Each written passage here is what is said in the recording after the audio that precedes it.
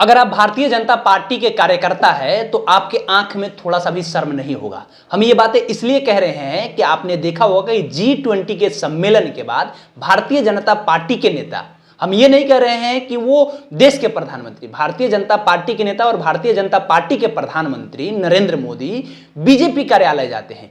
BJP कार्यालय जाकर के उनके ऊपर में फूल बरसाया जाता है। उनके जितने भी पार्टी के नेता है वो लोग फूल बरसा रहे हैं कि हमारे देश के यशस्वी प्रधानमंत्री हैं। लेकिन दूसरी तरफ 3 शहीद हो गए हमारे देश के जवान।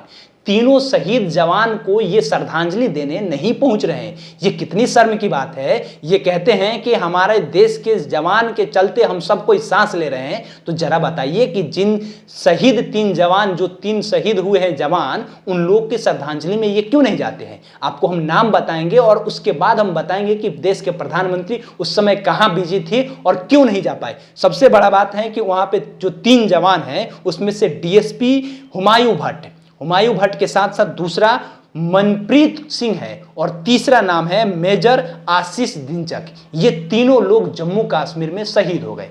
तीनों शहीद हो गए और देश के प्रधानमंत्री के ऊपर में फूल बरसाया जा रहा था। इससे पहले भी आपने देखा होगा कि जब उड़ीसा में ट्रेन एक्सीडेंट हुआ था तो देश के प्रधानमंत्री के जिंदाबाद का नारा लग रहा था। वहां पे उतने सारे लोग मरे हुए थे और उसके बाद भी देश के प्रधानमंत्री का जिंदाबाद का वहां पे भारतीय जनता पार्टी के नेता लोग तारीफ का पुल बांध रहे थे। उससे पहले भी जब पुलवामा अटैक हुआ था तो उस समय में हमारे देश के प्रधानमंत्री कहां थे, ये सब कुछ आपको बताने की जरूरत नहीं है। क्या देश के प्रधानमंत्री की ये जिम्मेदारी नहीं बनती है कि देश के जवान शहीद हो जाए और उन लोगों के पास जाए? उन लोगों के पास ये नहीं जाते हैं। अगर भारतीय क्रिकेट टीम के किसी प्लेयर का उंगली में चोट आ जाता है तो देश के प्रधानमंत्री बहुत जल्दी से ट्वीट कर देते हैं। या भारतीय जनता पार्टी के किसी नेता के ऊपर में थोड़ा सा भी हमला हो जाता है तो देश के प्रधानमंत्री उसी समय निशाना साधने लगते हैं, कांग्रेस के नेताओं के ऊपर और विपक्ष के ऊपर निशाना साधने लगते हैं। जरा हमें बताया जाए कि क्या देश के प्रधानमंत्री की यह जिम्मेदारी नहीं है कि मणिपुर में अगर इस तरह का घटना हो रहा था तो उस समय वो 80 दिन बाद बोलने आए थे, क्या उससे पहले नहीं बोल सकते थे? नहीं बोलते हैं। भारतीय जनता पार्टी के कार्यकर्ताओं को यह लगता है कि हमारे जो प्रधानमंत्री है वो देश के सबसे अच्छे प्रधानमंत्री है, लेकिन ये बातें वो लोग नहीं समझते हैं। अभी उन लोग का एक बयान आया भारतीय जनता पार्टी के नेताओं का, वे लोग कह रहे थे कि जो G20 का सम्मेलन हुआ है ये सम्मेलन बस भारतीय जनता पार्टी के नेता और देश के प्रधानमंत्री नरेंद्र मोदी ही करा सकते हैं, बाकी किसी में कोई भी इतनी हिम्मत नहीं है। जरा हमें बताया जाए कि क्या ये भारतीय जनता पार्टी के नेता रहते तभी होता G20 का सम्मेलन, या इनके जगह पर कोई भी व्यक्ति रहता तो होता?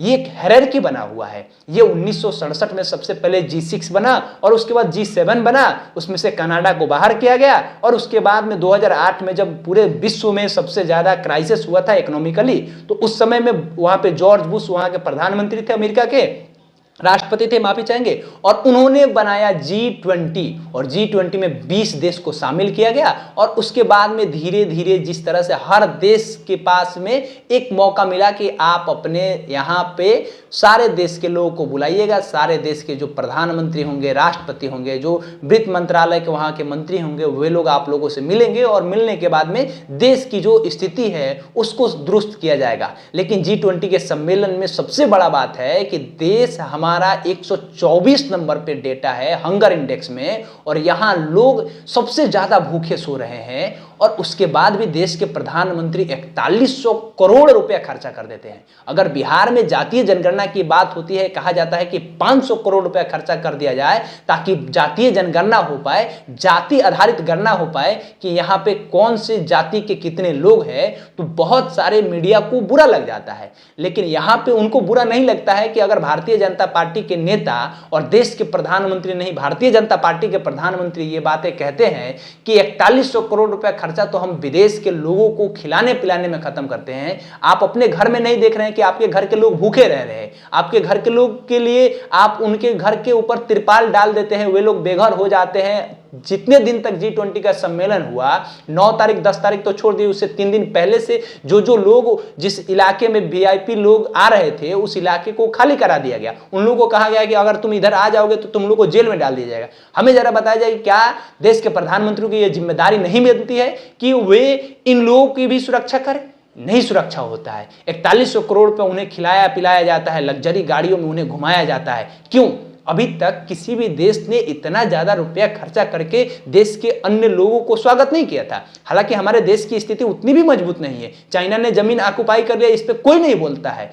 हमारे देश में मुसलमानों के ऊपर कितना अत्याचार हो रहा है, इस पे कोई नहीं बोलेगा। लेकिन देश के प्रधानमंत्री 4100 करोड़ रुपया खर्चा कर देंगे। देश में जब इलेक्शन आएगा तो 200 रुपया गैस का दाम कम कर दिया जाएगा। ये सारा कुछ होगा, इस पे भारतीय जनता पार्टी के नेता नहीं बोलेंगे, और हम लोग बोलेंगे तो कहा जाएगा कि ये तो कांग्रेसी मीडिया है। खैर, आपका काम है कहना, आप कहते रहिए। हमारा काम है खबर दिखाना, हम खबर दिखा रहे हैं। हमारा नाम केशव है, पब्लिक स्टेशन आप देख रहे थे। अच्छा लगे तो भी ठीक है, अच्छा नहीं लगे तो भी ठीक है। बहुत बहुत धन्यवाद।